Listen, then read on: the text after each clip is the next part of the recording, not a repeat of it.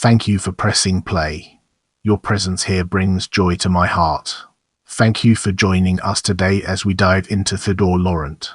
Théodore Laurent, 18 December 1863 – 21 August 1953, was a French engineer and industrialist who was president of the steelmaker Marine-Homécourt for many years. He was a major force in organizing the French steel industry before and after World War II. In the next phase, we'll be immersing ourselves in the realm of early years and exploring its real-world applications. Early years. François Arthur Théodore Laurent was born on 18 December 1863 in Saint-Jean-Sanguilly. He was the son of Aimé Laurent, a banker and cognac dealer in Saint-Jean-Sanguilly, and Nancy Corvalot. He attended the École Polytechnique from 1883 to 1885, then the École des Mines de Paris from 1885. He became a member of the Corps des Mines, and worked for the Corps des Mines in Moulins, then Angers. On 28 September 1889 he married Elizabeth Marie Sophie Halford. July 1870 – 18 April 1928 at Chitre's, Seine-et-Marne. They had 4 sons, Jacques, Daniel, Pierre and Jean. Laurent left the Corps des Mines to become engineer at the Chemins de Fer du Midi, then chief engineer and deputy chief of equipment at the Chemins de Fer d'Isles, 2 railway lines. During this period he came to know the main leaders of the French metallurgical industry. At the start of 1908 he was offered the post of deputy director of the Compagnie de Forges et Aciéries de la Marine et de Homécourt Marine-Homécourt. He accepted the job after some hesitation at the end of the year. Now, let's redirect our focus towards Marine-Homécourt and discover its significance in our narrative. Marine-Homécourt. Soon after joining the company, Laurent arranged for Marine-Homécourt, Aciéries de Mecqueville and Pont-Mouson to form the Marmite-Pont Group to acquire Belgian and German coal mines and coking ovens to address their common shortage of fuel. In 1911 he was made Director General in succession to Claudius Madnin. He reported to Émile Hertie, his former boss at the Paris-Orléans Railway and chairman of Marine from 1915 to 1927. During World War I, Laurent lived at Saint-Chamond, Loire, organizing production of munitions. He built up the Marine-Homécourt works into one of France's main arsenals.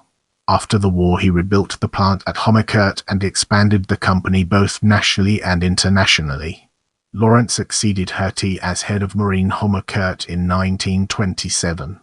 Laurent, François de Wendel and Eugène Schneider formed a triumvirate that dominated French steel making in the interwar period. Laurent transformed Marine-Homécourt, already a powerful company, into an industrial empire. Laurent decided to remove his son Jacques from the succession, although Jacques was vice president of the Marine-Homécourt Group from 1928 to 1967. Instead he groomed Lindon as his successor. In April 1925 Lindon was appointed Deputy Director General of Marine-Homécourt, and in 1927 he was made General Director by Laurent. Laurent was involved in many enterprises, and constantly adapted them to changing conditions. In 1940 he held 79 directorships.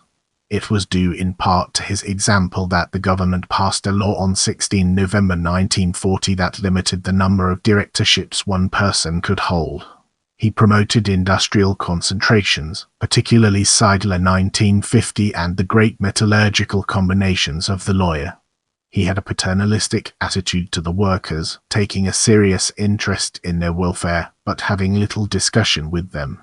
He took part in commissions to fight tuberculosis, founded the Saint Hilaire du Tauvet Sanitarium, and was involved in social housing. Let's now venture into the realm of last years and explore the fascinating intricacies it holds. Last years. Laurent was made a Grand Officer of the Legion of Honor. On 24 April 1952 Lindon, now Vice President and General Manager of Marine-Homécourt, was made a Commander of the Legion of Honor by Théodore Laurent. Although he had been trained to succeed Laurent as Managing Director of Marine-Homécourt, when Laurent was reappointed for yet another 6 years, Dom gave up and resigned. On 10 August 1952, Dom was appointed chairman of the European Coal and Steel Community Finance, Investment and Production Group. Laurent finally resigned from the presidency of Marine-Homécourt in March 1953, a few months before his death. He participated in meetings of the board of directors until the last days before his death. The end of his reign was difficult. Although his mind was still lively, he had an irascible temper, poor eyesight, and was almost deaf. Théodore Laurent died in Paris, IX on 21 August 1953 at the age of 89. Get ready to uncover the mysteries surrounding publications as we navigate its intriguing terrain. Publications included. Stay connected and join our community by subscribing and following me on other platforms.